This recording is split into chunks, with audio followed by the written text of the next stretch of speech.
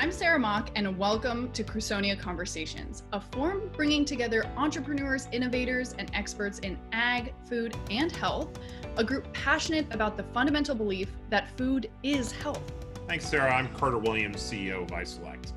We focus on hard problems. One of those hard problems is Americans spend $1.6 trillion every year on food, but spend nearly $2 trillion on diet-related illnesses like type 2 diabetes, obesity, and cardiovascular disease.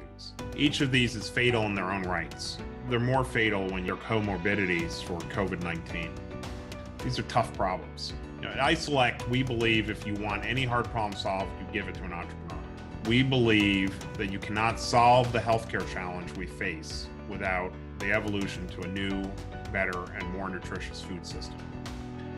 Our work at iSelect and the broader work we're doing with Crusonia is focused on bringing the right people together to make this happen, to affect the change, to bring entrepreneurs forward, large corporations, healthcare systems, and patients together to make real progress, to solve the problem associated with healthcare, to introduce better food, to make it so that food and health are combined as a solution to improve our quality of life. Our hope is that results are measured not only through the traditional financial metrics, but through a fundamental and positive impact on reversing the footprint and impact of diet-related illness.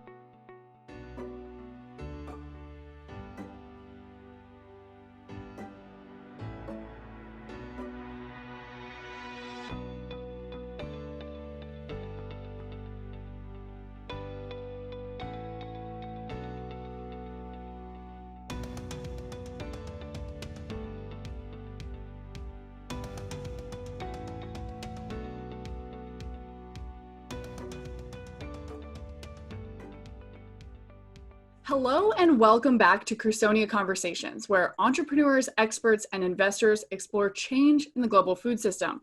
I'm Sarah Mock, your host for today's discussion. Today, we're talking about the need for even greater transparency and sustainability across the food supply chain in the aftermath of COVID-19. We'll discuss how consumers are starting to rethink their role in the food system and reconsider the distinction between food and health. We'll also dive into questions of how consumer demands stretch all the way back to the farm and how American agriculture can respond to the global shifts occurring in the wake of an unprecedented crisis. Here to help us dig into these links between sustainability and the world after the global pandemic are Erin Fitzgerald, CEO of the U.S. Farmers and Ranchers in Action, and Rob Dongoski, partner and food and ag leader at Ernst Young. Rob and Erin are passionately committed to building a better world through food and agriculture.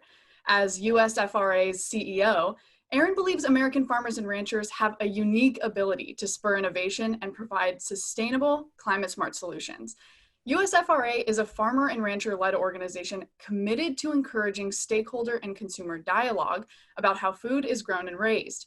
And Rob shares this philosophy and drive for transparency and sustainability across our food supply chain and has spent over 20 years working to create financial growth strategies in this sector to fuel both sustainable food and sustainable growth.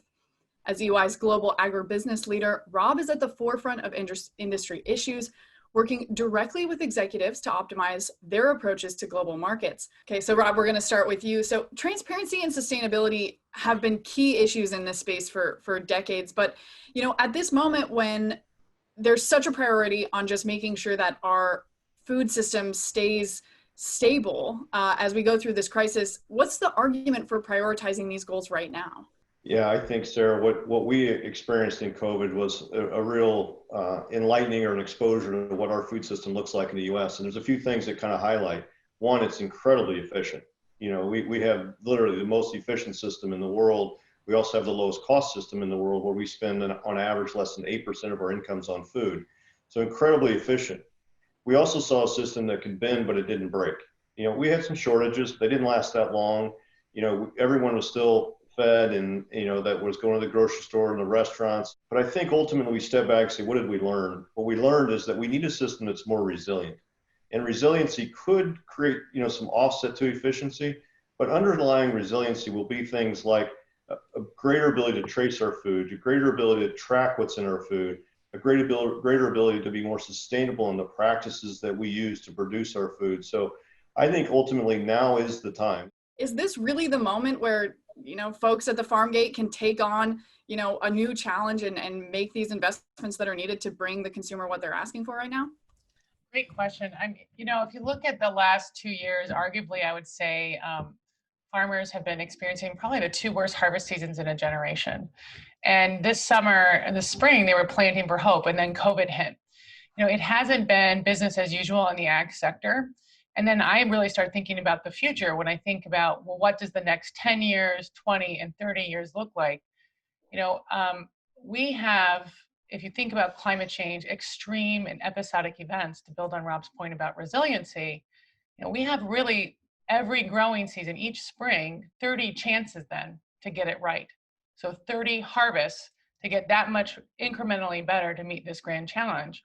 And so I think that, yes, there are incredible financial pressures, but it shouldn't be our farmers alone that are being asked to do this. We need to partner and co-create a new business model for the future and really look at how we're building resiliency in that supply chain. Farmers have been incredible risk takers. Any farmer I know is always juggling a lot, but that business model is becoming increasingly risk saturated. And we really need to start thinking about new ways of building resiliency in the future for our farmers.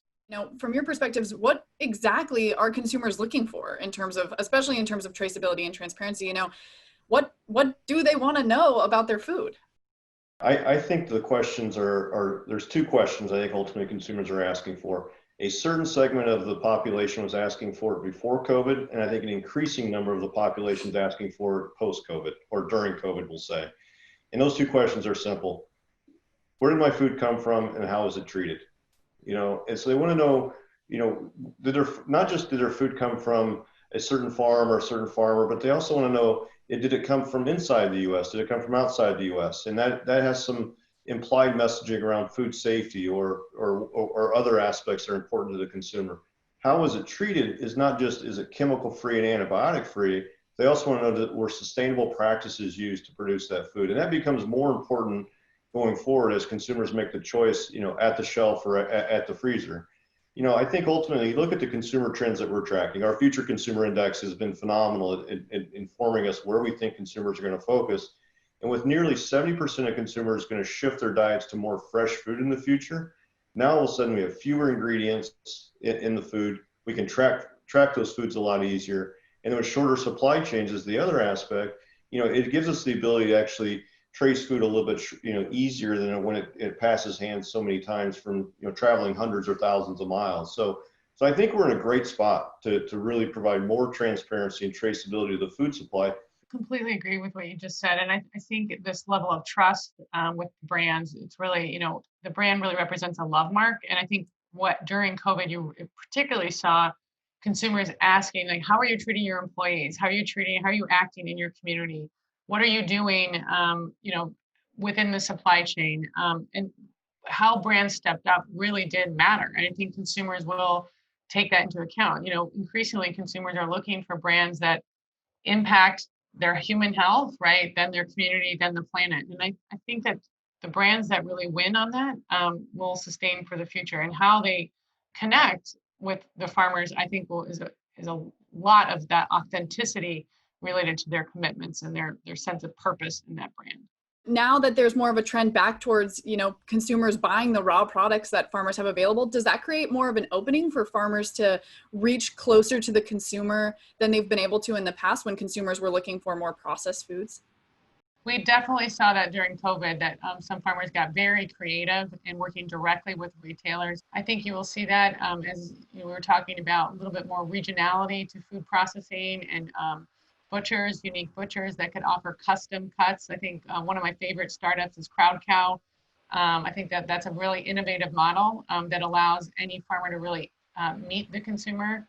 So I think you're going to see a lot more of that. And the cooperative business model, I think, is really proving in the future that could have some real staying power, as it has over the last 100 years. But I think you're going to see a resurgence in cooperative business models as well. I'm curious, Rob, in particular, from the consumer side, and Erin from the farm side, can that kind of localization and personalization really be done at scale? Well, I mean, if I think about agriculture, we're already hyper precise. I mean, many of our farmers are managing on sub acreage levels.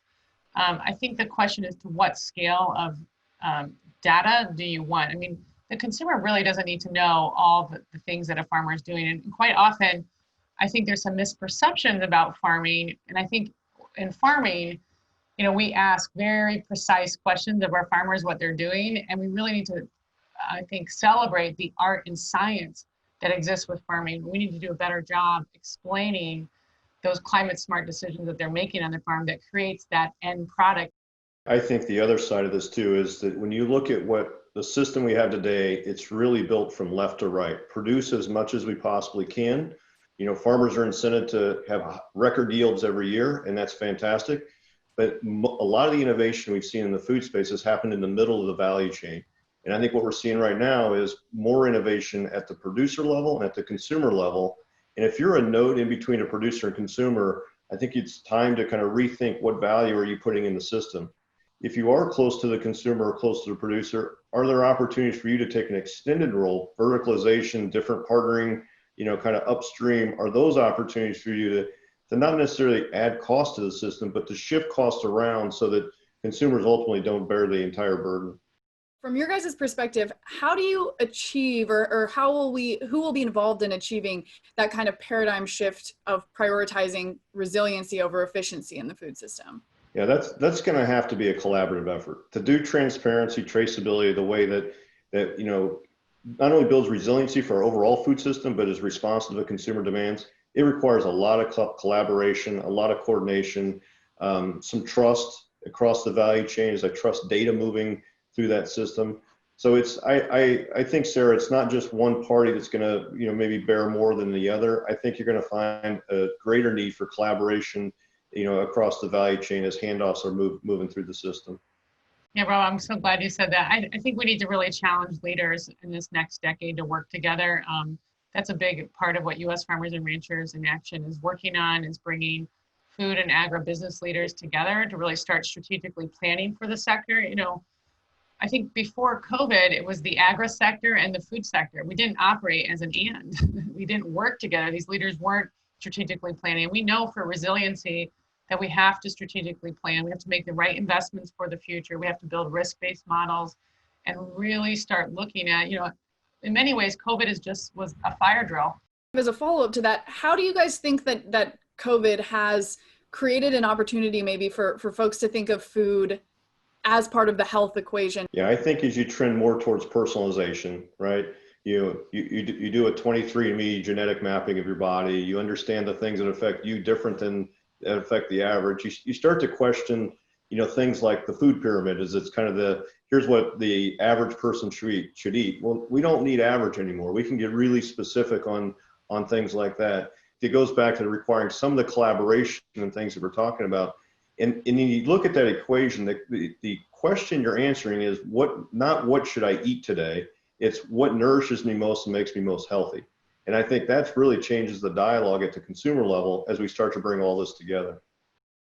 Yeah, and to build just on the health aspects, Rob, that you're talking about, I mean, to me, that is what makes this sector so amazing. We have this handprint in society that can actually heal and solve.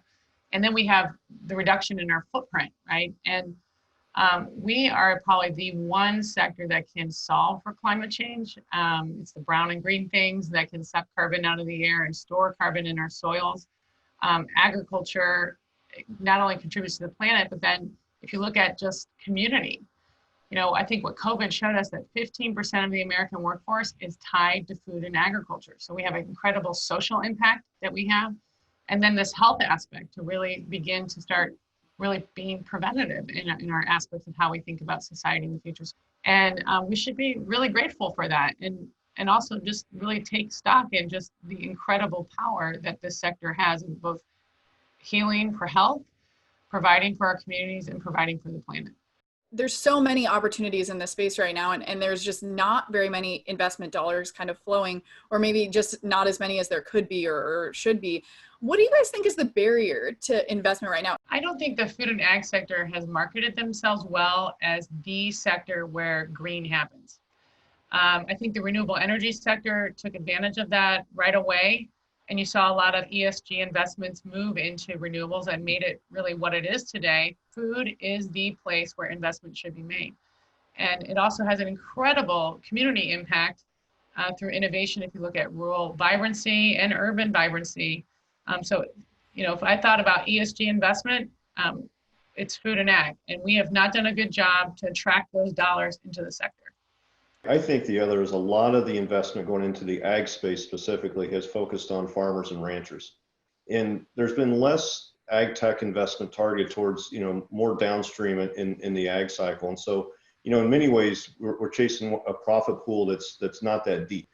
I think the other thing to think about on the ag side again is that this is really hard, and because you get essentially one shot per season to see if your technology works, and so you see, did it increase the yield, and you apply it mid-season, you check in September, October, and then you make adjustments, you try it again the next year. Contrast that with a consumer technology where you can test it every hour, every day, every week, and fine tune it along the way. So I think that is another aspect. This is just kind of darn right tough as well. Is there any kind of really underinvested or underconsidered areas where entrepreneurs or investors could put in kind of a little bit of effort and potentially score big points for the food system? Yeah, I think one of the greatest impacts we can make is if we could spur investment to address the food waste issue. And the challenge you have in that is the incentives to address the food waste issue are not profound. So finding the right equation of how we can drive investment to address food waste and incent people that are going to get rewarded for addressing food waste, I think is a tremendous opportunity, not just in the US. It's a global pressing issue that I think has tremendous uptick. So I think there's a lot of opportunity there. The other area, a little more kind of cross value chain, if you will, is just the area of data. We have a lot of data in this system. The tractors that go through the field, they produce so much data, and you just work that data through the entire system to eventually, we talked about the label. That data ends up at, essentially all being concentrated on a label or an ingredients list. How do we harness the value of this data to provide better demand signals to those that are producing and better information to those that are consuming? And we've just got a long ways to go to really harness the value of the data that's out there. Yeah, Rob, I couldn't agree more on the data aspect. And I think that there's a role for pre-competitive. We're seeing a lot of startups in this space, but they're also struggling because there's so many different data sets and there's not interoperability amongst these different data sets.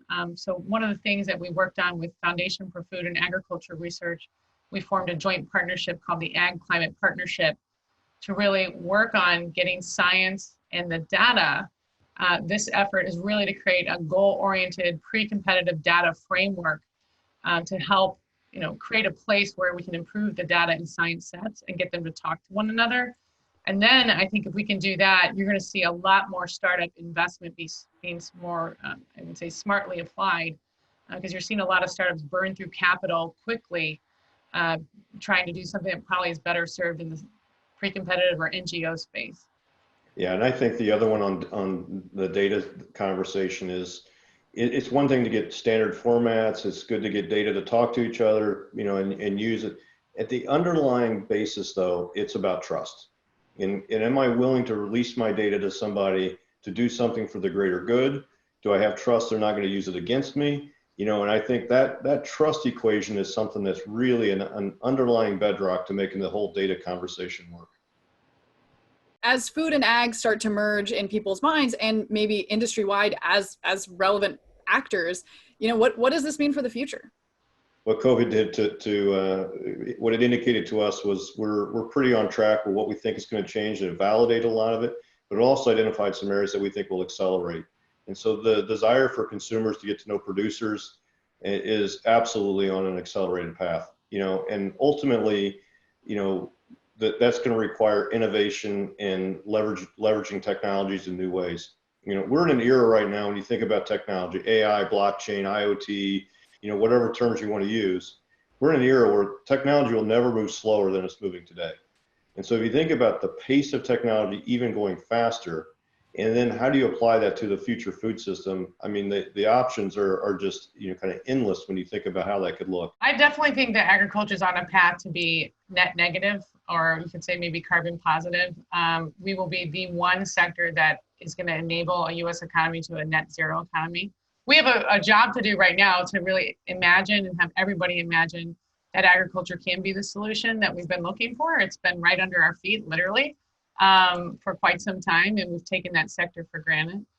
So I think if I imagine 10 years, people will be astounded by the ag innovation that happened, and that the ag green things really were the solution to climate change. I also imagine that you're going to see an incredible amount of green products, bio-based products that will be coming from this. If I look at the plastic revolution that everyone's asking for, our plants can do that too. We look at renewables, and I think about where renewable energy is going to come from. It comes from farms, right? If you look at where solar and wind is going to be placed and geothermal, they're usually adjacent to farms. If I look at our biodiversity goals, it's coming from farms. So I think right now our farms have been underrated by society, and I think in 10 years people will be astounded by the impact our farmers make.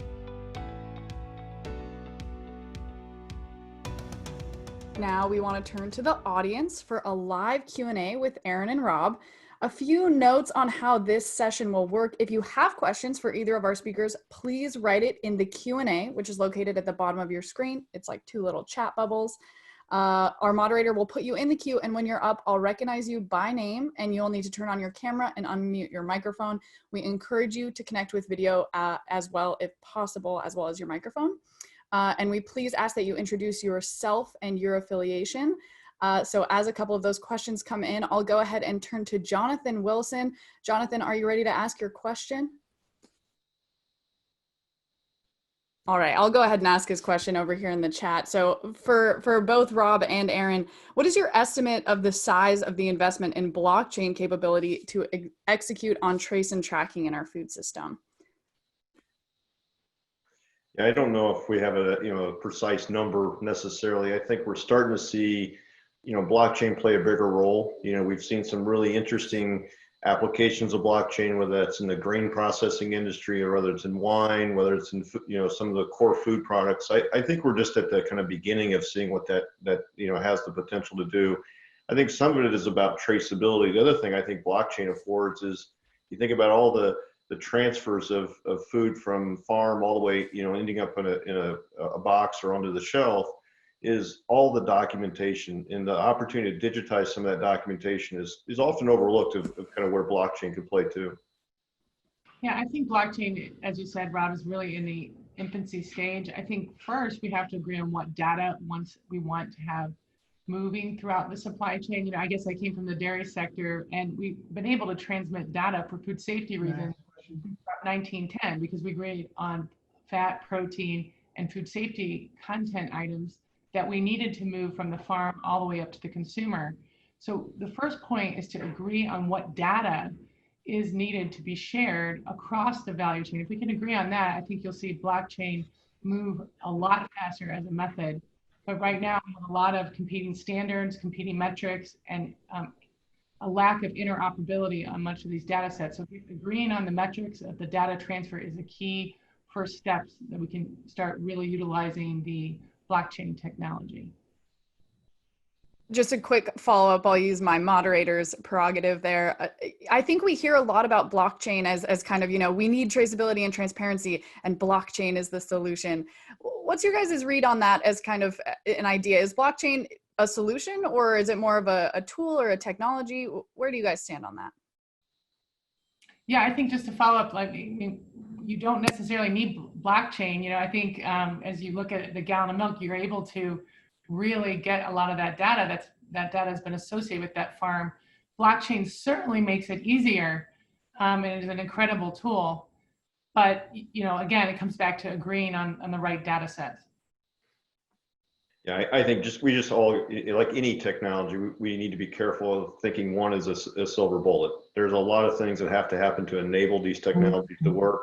There's a big difference between a private blockchain and a public blockchain, and so some of those things could really play out on the efficacy of how they get applied. Absolutely. Carson Harris, are you ready to ask your question? Yes. Can you hear me? Yes. Yeah, so this might be a little bit off topic, but I think it's pretty significant nonetheless. I just wanted to see what your guys' opinion was on the recent information coming out of China with the Three Gorges Dam and the potential for Wuhan to be under 9 feet of water all the way to Shanghai being under 6 feet of water, and the damage that this could do to the agricultural sector there, and what this could potentially do to commodity prices, ag commodity prices going forward. Do you have any thoughts on that? Well, I don't know specifically. I have not looked at that, but I will say, I think COVID has brought up a lot of issues related to trade, and we're starting to see a lot of nations really think about food security and food sovereignty as they look at, agriculture's role. I do think as well, if we think truly about climate change, you're going to continue to see extreme and episodic events, particularly around water. As you look at water tables around the world, the United States is the one country that has water. We also have very fertile soil. So I do think that that is an incredible competitive advantage to American agriculture, that we will be a sector that has the natural asset base literally to so-called weather the storm, if you imagine in the next 10, 20 years. Yeah, I think you're right. I think, at the end of the day, we're going to see ebbs and flows and some, events like this that are going to continue to impact the supply. Overall, I think the other side of it is you look at some of the countries outside the U.S. where, we've been super efficient and on the way we harvest corn and soy, and now we're starting to see some other countries catch up. And does that create different competition on kind of trade routes? I think the other thing you look at is on trade routes.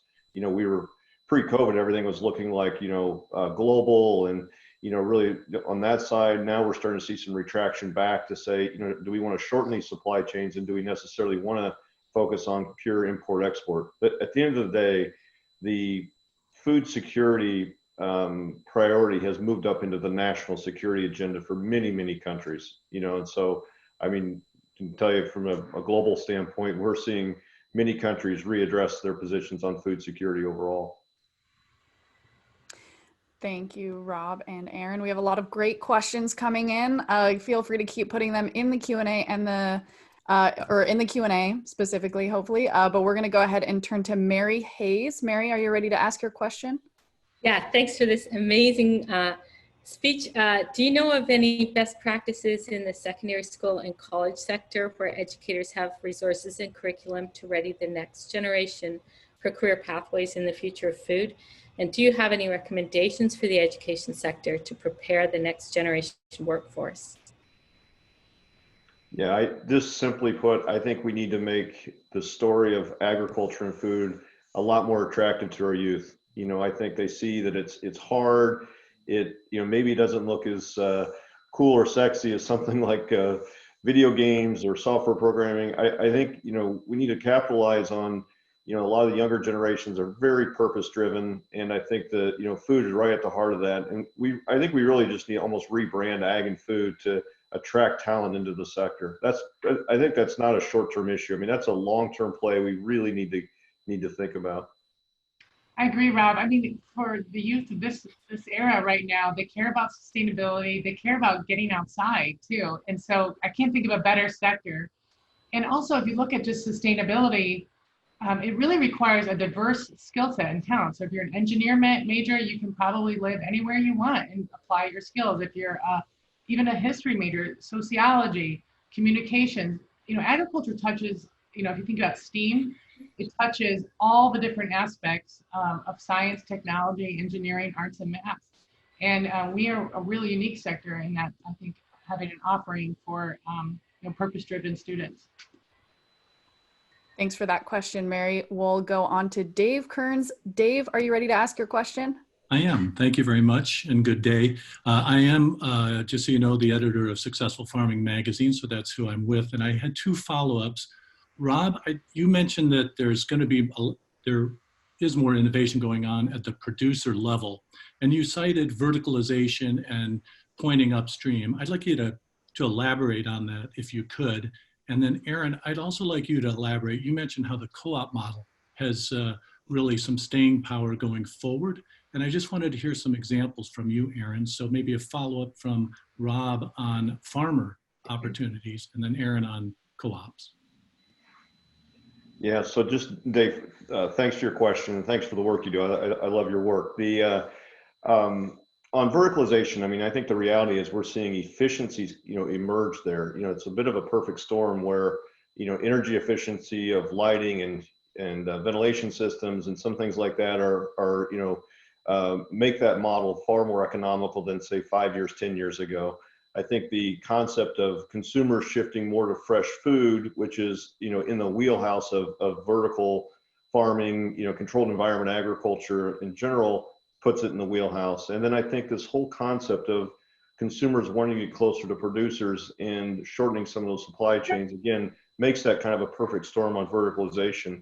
When you look at the grocery store, what's really in vogue are things at the perimeter of the store. So, produce and dairy and meat. And at the same time, those are really good candidates for verticalization, at the grocery level as well. So that's why, I think that whole, category of controlled environment agriculture is just really in a sweet spot right now. So David, so good to hear your voice. Thanks for the question. The reason why I say co-ops is because they really they provide a level of risk and balancing on behalf of the farmer and allow for that vertical integration that we imagine that enables farmers to have more diversification. I think Land O'Lakes is one of the best business models there where you're seeing a diversification that benefits all the farmers. You also see an organization like GrowMark that's really looking at how can I provide new types of services to those farmers. And increasingly, as farmers' business models become more complex, some of the farmers I know are also doing renewable energy that requires a different skill sets that these farms, they need different types of services. I think that the co-op model really helps bring that different level of technology and service and risk mitigation for many of the co-ops, for many of the farmers. Great question, Dave. Thank you. We'll go ahead on to Tanya Weathersby. Tanya, are you ready to ask your question? Yes. Welcome.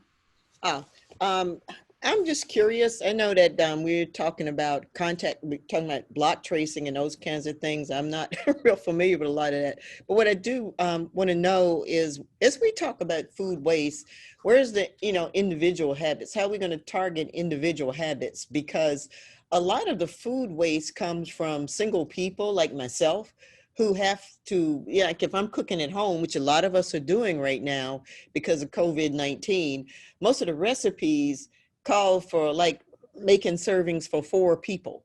And I'm just one person. So if I make something for 4, I end up having to buy stuff and wind up throwing out a lot of food, like celery. I have to throw out a lot of produce because I can't get to it fast enough and I can't cook it fast enough. And the quantities I make it in, I can't eat it fast enough. That's a conundrum.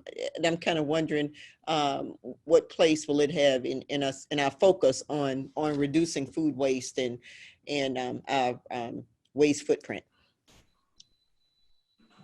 Well, I definitely think this is the topic for innovation. I know, Rob, this is both of our topics. We could probably go on. 30%. So first of all, when a consumer walks into the grocery store, right, 14% of your environmental footprint is related to food. So let's call that your food print. And of your food print, about 30 to 40% is related to food waste. So if you imagine you go to the grocery store, you walk home with 3 bags and you just drop one. Yeah. That does affect, as you mentioned, your bottom line.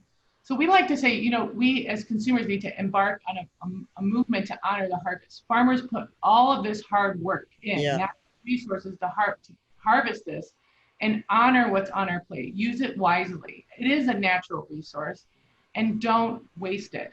And then, related to that food print, 10% is also related to overconsumption. So if you're eating too much as well, that also is not a productive use of those natural resources. So if you think about it, about 40 to 50% is kind of wasted to a non-productive purpose.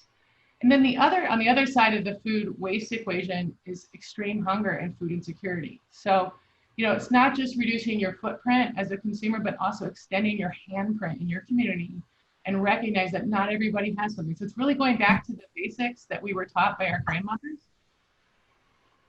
Yeah. Yeah, how do I make a lasagna for two? I can eat, because I'm not going to eat lasagna past day 3. Well, I'm also single. We'll share recipes. Okay, all right. Rob, any follow-up there? No, the only thing I would just add, Sarah, Tanya, it's a great question, right? And this food waste issue, Erin and I talk all the time. It's something we're both super passionate about.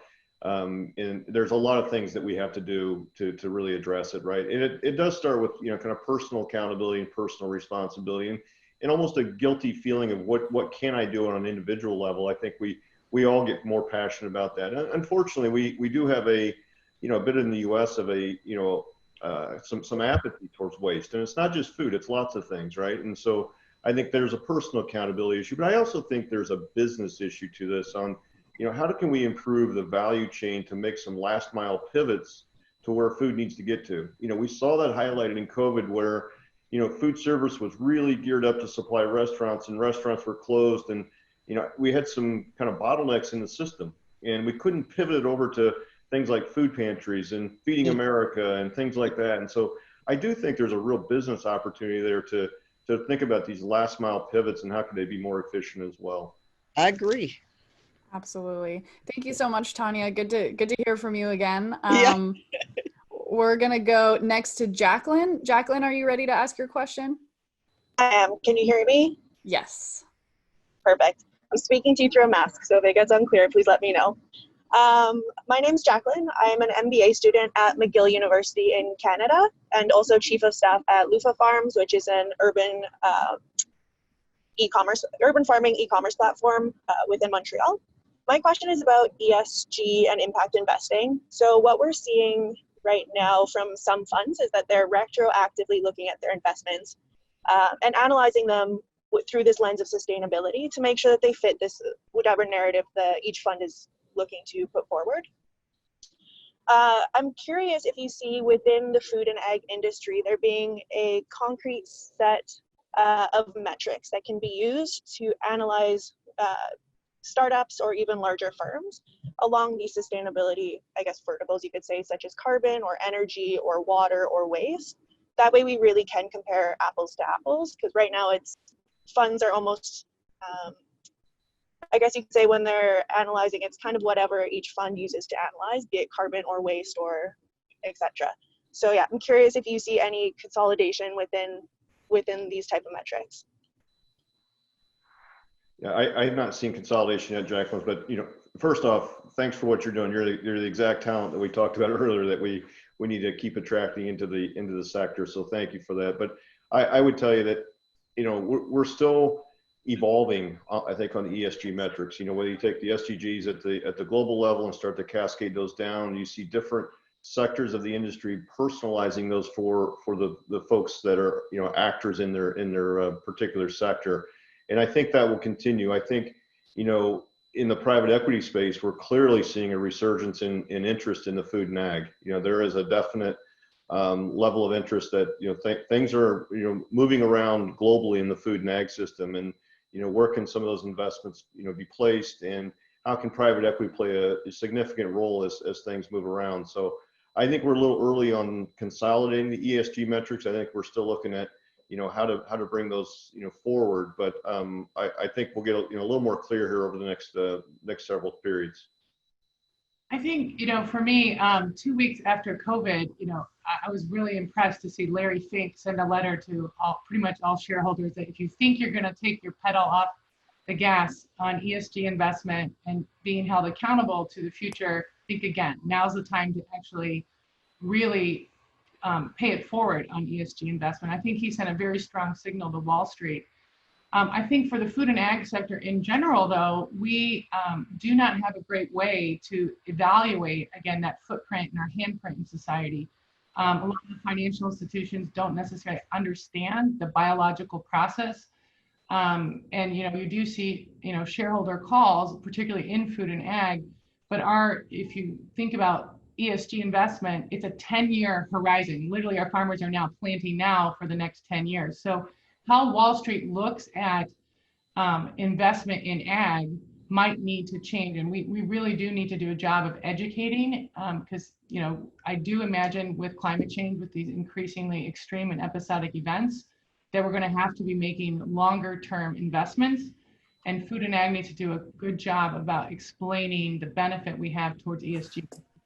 It doesn't look like a solar panel. It doesn't look like a windmill. It's a different type of investment.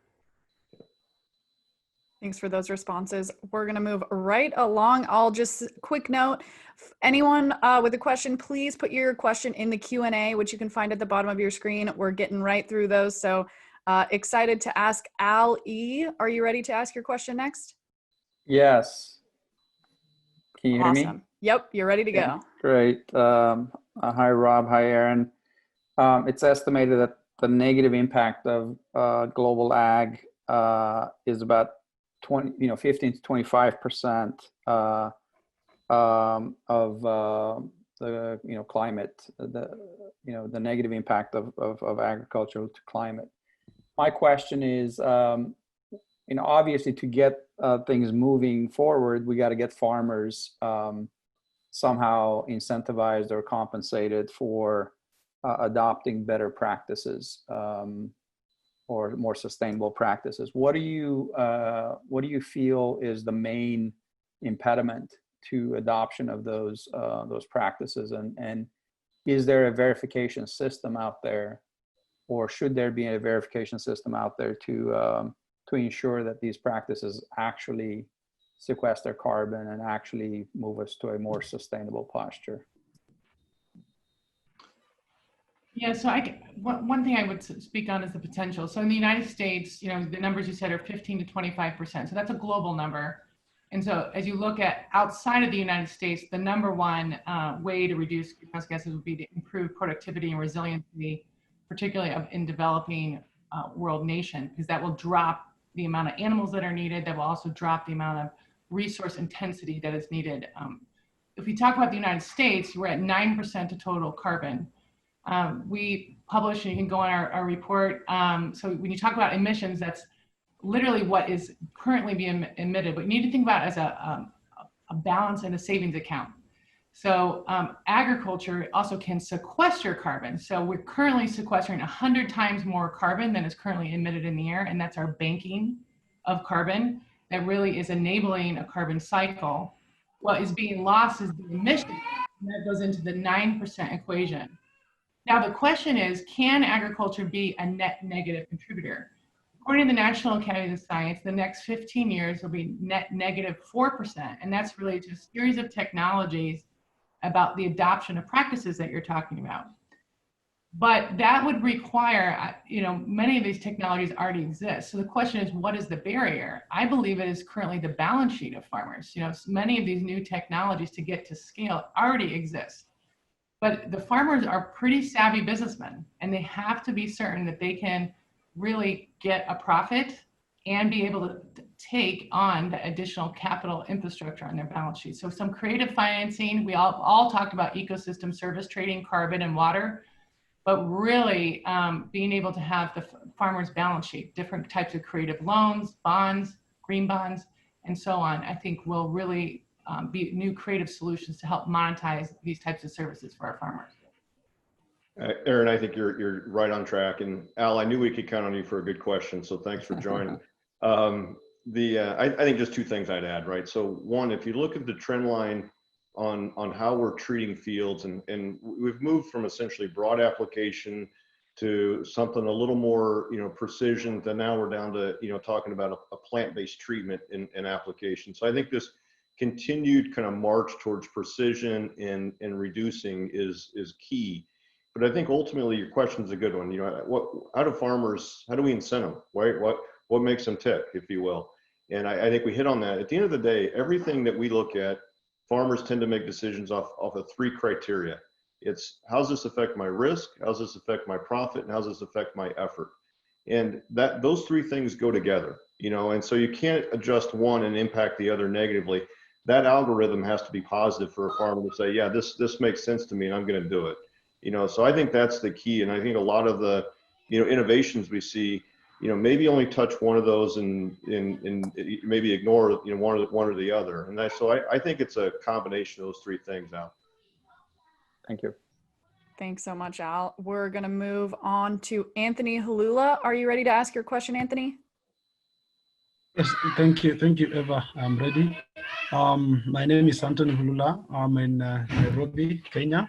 And my question is, I agree that investment in food or agriculture is the future is so long overdue. What can we, or what can be done, to enhance the sustainable partnership that contributes and fits into the global food chain with diverse engagement of the youth who are the large population who look at agriculture, as just something that, they can do, and they cannot focus as professionally into that, so that we tap into this. Thank you. Yeah, I think, Anthony, good questions. And what we'll see is, obviously, variability across the world, right? And so, Erin and I live in the U.S., so we'll talk, pretty professionally what we're seeing in the U.S., and we need to recognize that the same incentive systems don't apply to everywhere. And in some cases, some of the capital intensity for certain operations is just very different. And so I think, incenting our youth to get into the business is one is, as they think about moving on, it's how much effort does it take for them? Is this a career they're proud of? Is it purposeful? And can they ultimately, create prosperity on the go forward? I think that's an important aspect as we try to attract the youth to the industry. But I think the youth going into the industry now, and pick your age category for what youth means, but I think their focus on sustainability is just very different than, say, the predecessors in, when you think about, the incentive to just produce high yields and maybe look past or be unaware of some of the sustainable practices that could be applied. I think our youth are far ahead of that. And I think they see the trade-off of, I'm willing to give a little in one to make better in the other. So I think we've, I'd say I'm bullish on our youth and their capabilities, what they could bring forward. Any follow-up there, Erin? No, I think it's a sector that a lot of innovation is going to happen in the next 10 years. We're the sector, I think, where green's going to happen that will rightly attract some of the most amazing talent, and that will lead to this innovation curve. So, we all as leaders have to pass the torch and make this sector cool, and make sure people know that this is an amazing place where you can have a bright, career and pay it forward. Absolutely. Thanks so much for that question. We're going to move on. We still have a time for a few more questions. So if you have any last ones, please go ahead and put them in the Q&A box. But for now, we're going to move on to Dahl Winters. Dahl, are you ready to ask your question? Yes, I am. Can you hear me okay? Yes. Excellent. I'm Dahl Winters. I'm CTO of a company that serves agriculture using big data and artificial intelligence. And my question today is, how do you see, what are the main problems that you see in getting CO2 reduction estimates from crop fields?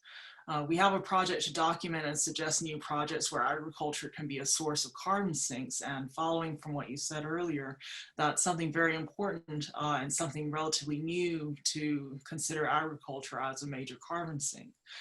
So what are the main problems? And if you can elaborate on those, that would be great. Yeah, maybe I'll start, Erin, and I'm sure you'll chime in, but I think I'd be less concerned about the technical challenges of tracking and tracing, what we need. I think, we've got good sensors, we can get good data. I think at the end of the day, you've got to go back to why. Why does someone want to, capture the data? Why do they want to share the information? Do they have trust that it's going to go somewhere? And at the end of the day, I think the incentive structure has got to reward producers for capturing the data. Those rewards don't have to be, through subsidy programs. They don't have to be through, necessarily pure, sequestration, credits and so forth. It could be that consumers value their products more if they can produce the data they need to make those decisions, or they value those practices better. So I think it's a fairly complex issue from an incentive standpoint, but I'm less concerned about the technical issues of doing it. Okay, I think that's a great point. We have known how to measure carbon on our farms for the last decade, so I know that that is not the barrier. The question is, I do agree on the incentive structure.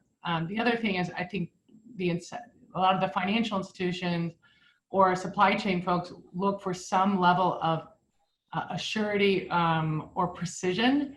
And I guess my question is, to what degree, what's the delta or percent, variability that you're okay with, because it is not necessarily a precise science.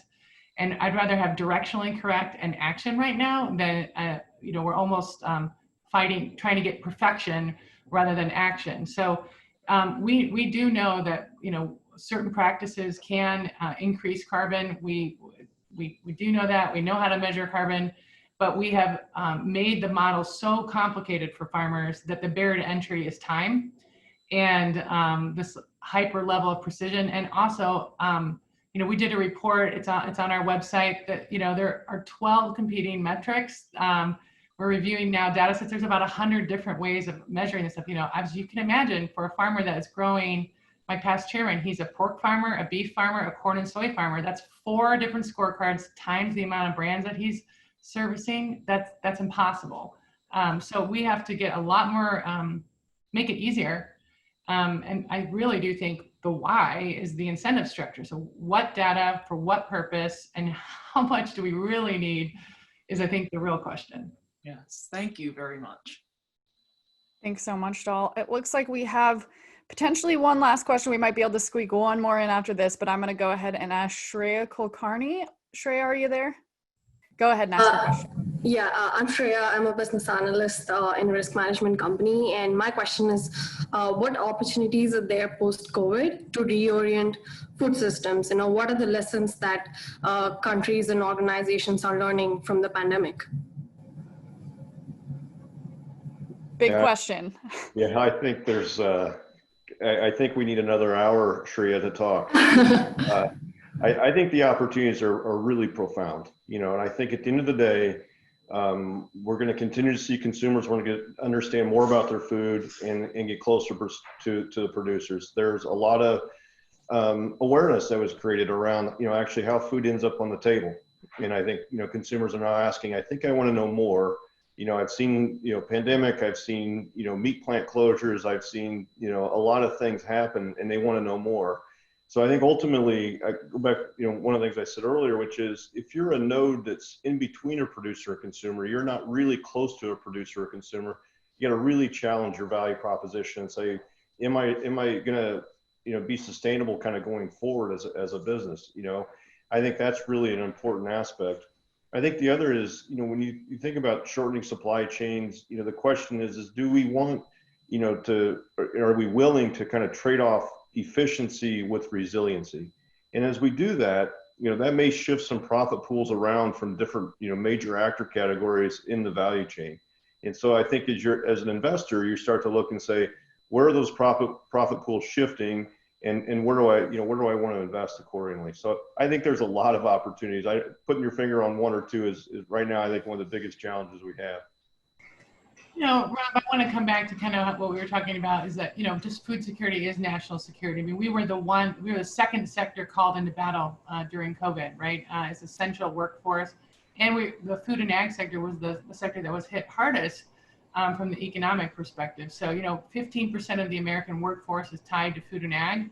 And, they absolutely committed to get the job done. But, it's a tough sector right now. And I think what we're learning, and very similar to Sustainable Development Goals, is that, goal number 2 is right next to goal number 1, which is economic prosperity and national security for the Sustainable Development Goals. And I think for a reason, because food security does generate a national economy.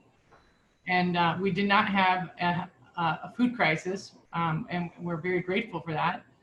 And that, I think, is the biggest lesson learned, that this sector was called into action, and they met, I think, the struggles, and they stood up and really made it happen, despite all the challenges that were put in front of them.